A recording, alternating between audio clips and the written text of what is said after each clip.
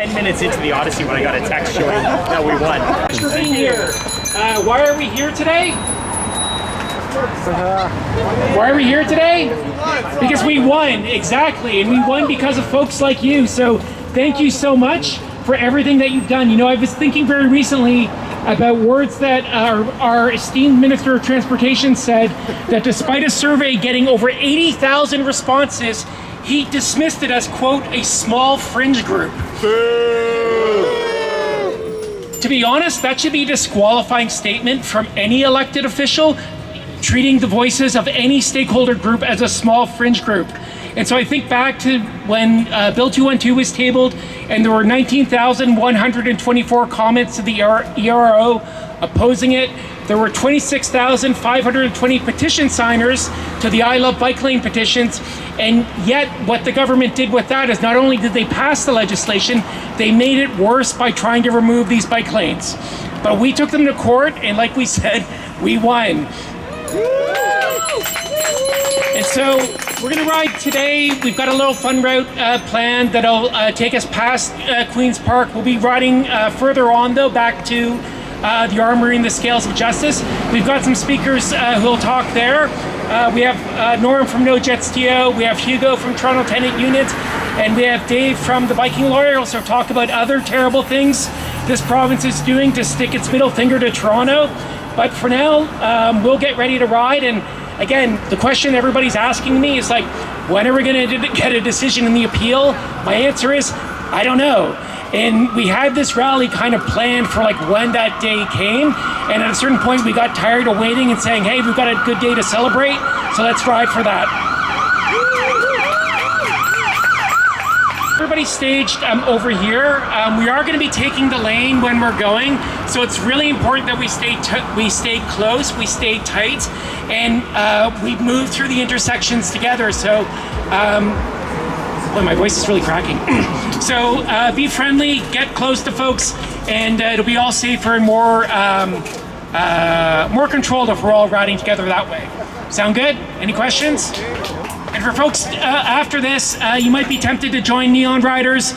They'll be meeting at 7 o'clock just at NPS, just 1 minute bike ride away from where we are. So Neon Riders will get you out by 7. So thanks, everyone. That was just some testing for if and when the minister gets his way. We're all going to have to learn to take the lanes again, be very annoying, hold up traffic. I actually kind of enjoyed for a lot of it. We were moving like faster than traffic and we kept catching up with cars because, hey, don't you know, bike lanes are not the cause of traffic congestion, neither are cyclists. So I promised Neon Riders we'd be wrapped up by 7, so I'm going to stop talking and we'll introduce a few other voices to come to the stage. So first of all, I want to bring up Dave Shellnut from the Biking Lawyer to talk to us a little bit about some of the really terrible changes that are happening with insurance in Ontario. That is quite the lead-in, but I deal in unfortunately mayhem and stuff every day, so that's totally fair. Yeah, Dave Shellnut, Biking Lawyer LLP, also a board member with Cycle Toronto, and I'm really stoked that we're here celebrating a victory. Let's hope we're celebrating a victory when the court tells us we were right again. Shout out to the marshals. I'll be really quick. This war on bikes that has been started or inflamed by Doug Ford is like happening in more places than just bike lanes. July 1st, auto insurance changes happened that removed income replacement benefits from anybody that doesn't have their own auto insurance and opt in. So if you don't have auto insurance and you're hit on your bicycle or as a pedestrian or as a new client of mine, a passenger in an Uber, you get health benefits, but you lose out on access to $400 a week in income. And like, I'm really fast in the court, but it could still take 2 years, and not having income for 2 years is like, you lose homes at that time, you lose like it's nuts. I did some like math and it's like $400 a week for the year is 19 grand. If you're off work, and these benefits go to your 65. If you're 20 years of not working, that's 384 grand. And that's like just been taken away from us for the benefit of no one but insurance companies. And like, this shit is bonkers. Like I'm sorry to swear about it, but it's like I just can't I don't understand it. Check out some of our blogs. We've written about it. Unfortunately, I don't have a solution for you. But I think like there's some people here who have a lot of wins against this government and are doing some great work. And if we work with organizations like this, like No Just TO and the tenant union, then we can collectively push back, and these things that are targeting cyclists can be rolled back, as well as other really draconian things happening against other folks in Ontario. Thanks. Thanks, Dave. Now I want to bring up Bruno from Toronto Tenant Union to talk a little bit about some of the things that are happening at the housing front. Of course, cyclists know that Bill 60 removed the city's ability to build new bike lanes and involve travel lanes. It also did a lot of really terrible things around housing. So please welcome up Bruno. Thank you all. Thank you, Mike. Thanks, Dave, and thanks to all of you for showing up today. My name is Bruno. I'm with the Toronto Tenant Union. And really, we see the fight that you're taking as our fight as well. As Dave say, the war on cyclists is also a war on tenants. It's a war on our communities, because what we have right now is a provincial government that basically wants to push us out of the places where we live. They're trying to make it as difficult for us to enjoy public spaces, spaces that are not for profit, including our homes, including our roads, including our waterfront. And I think this is why it's a joint fight from all of us. Against Bill 60, as Mike said, there was a lot of shit against cyclists. There was also a lot of shit around water privatization, and there was a lot of shit against tenants as well. They basically made it easier to evict people. Just today, this morning, I was with a group of tenants that the landlord decided, we're not gonna accept your checks anymore. Now you're gonna have to pay through our portal that we have. And these were all senior tenants that have been paying by check for 20 years. So they continue paying by check, and they kept it doing as a protest because they have a right to do it.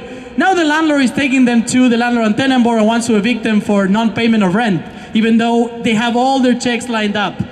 But this is something that Bill 60 made easier, because it shortens the time that tenants have to respond. It makes it more difficult to challenge the landlord at the landlord and tenant board. So it tries to displace longer-term tenants from their units.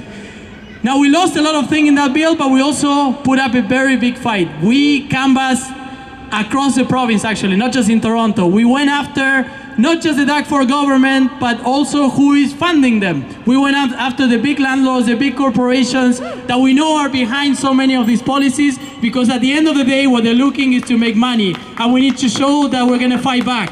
Yeah.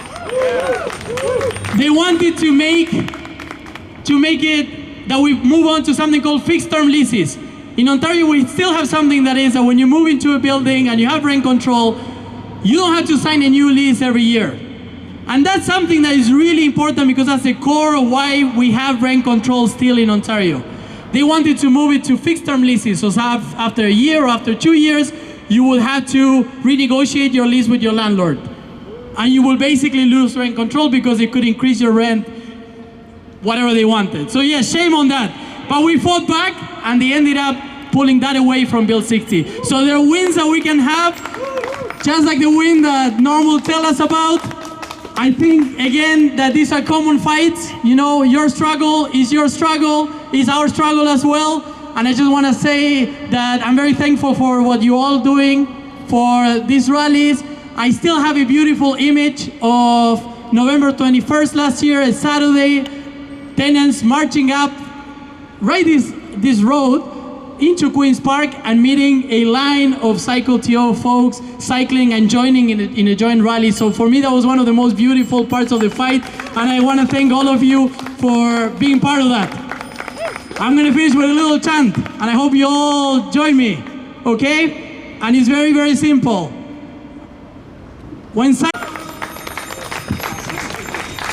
Thanks, Bruno.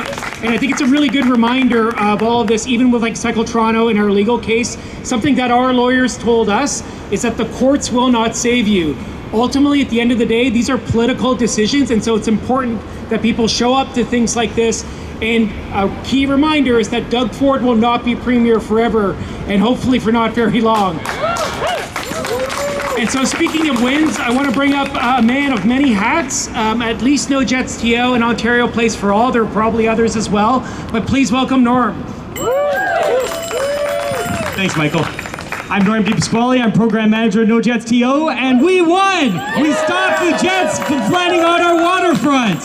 It can happen. I want grassroots movements to know that you can win fights like this against big power, big moneyed interests, trillion-dollar lobbyists like the ones at JP Morgan. We won this one with people power.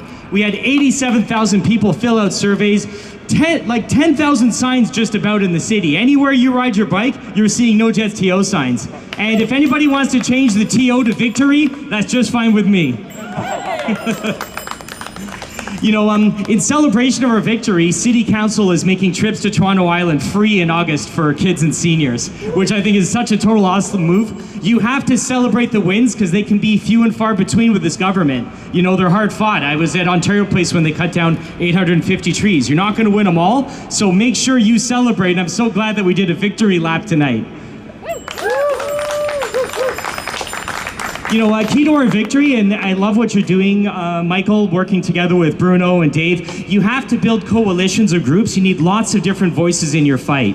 You know, when we won back in 2015, believe it or not, this isn't even the first time. This is time number 3 that we stopped Jets on our waterfront.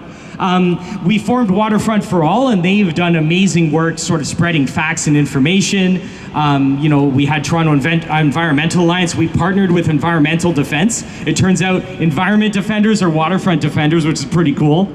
And yeah, Lake Ontario Waterkeeping, there's a huge list. And I just want to thank Cycle Toronto for building capacity, building trust within organizations. You know, we all kind of, Doug Ford's strategy is to spread us all thin, and we obviously have to, you know, focus on our fight. But when it's an emergency, I see that it's all hands on deck. When our bike lanes were under attack, we were at Christie Pitts, we were rallying, we were fighting, and we will be there again if those bike lanes get back under attack. Let's hope we get a good result in that court case, but otherwise, they're going to take those bike lanes from my cold, dead hands. Yes, our cold, dead hands. Well said. You know, one thing that we did was sometimes the way you win against this Ford government is you find a door that's open just a crack and you kick it down. So, you know, in our case, it was the Toronto MPs who kind of held all the cards here. They were trying to use Ford as the front man, but we pointed everyone to who was actually making the decision. And in the end, they made the decision we said they were going to make, which was they stood up and they said no Jets. So you find that open door that's open a crack and you kick it down. You guys have scored a ton of victories. You won the court case, you kicked out that crappy anti-bike lane MPP, Christine Hogarth, and there are more victories to come. And you know what, the work that Cycle Toronto is doing, you guys are actually saving lives. If those bike lanes weren't there, people would be killed and maimed on our streets. So, bike lanes save lives, bike lanes, they work.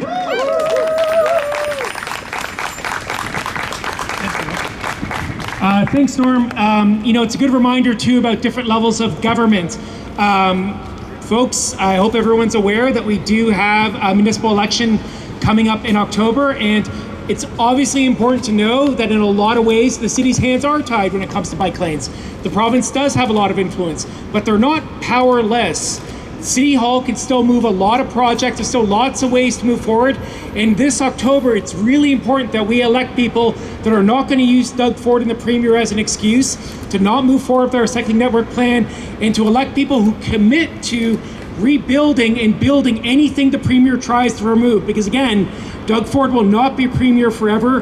The bike lanes on Eglinton that he tried stopping are going to get built eventually. They're going to be there. And if he tries removing a meter of any of these bike lanes, we need to make sure that City Hall commits to building them back.